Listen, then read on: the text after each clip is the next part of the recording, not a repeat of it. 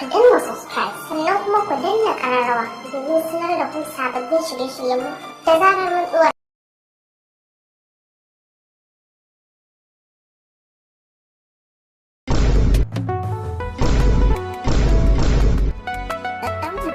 Alaikum salam. Lafiya kalau wallahi ya makaranta. Makaranta dai alhamdulillah. Dama ina so na kira ki wallahi kuma sai na kalli flashin ɗinki. Haka ne. Okay. Dama ina so in miki wata tambaya ne. Ina jin ka. Tambaye ni. Na ga kamar baki damu da ni bane. Sai kuma kamar baki so na. Baka lokaci na da nake yi in hana ido na bacci. Ai ina ganin wannan kadai yayi sai nuna maka ina kaunar ka ko? Yasa kullun nake ƙara jaddada miki cewa in kina da matsala ko ke kira ta ga mun baki da matsala. Ko ba haka bane?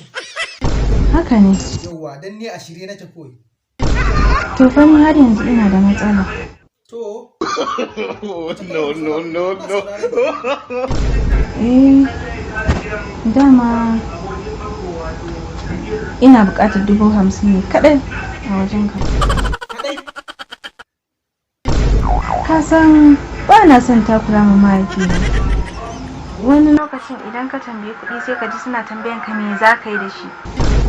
To ai gwara ci gwada mahaifinki ne kudin mahaifinki ɗaya naki ne.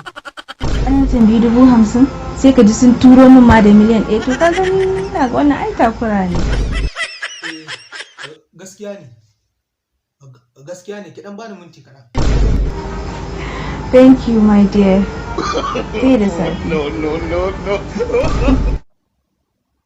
Mutum yana fama da yau da gobe kin zo kina cewa 50,000 ka dan ko kina da wurin ƙara ka dawo.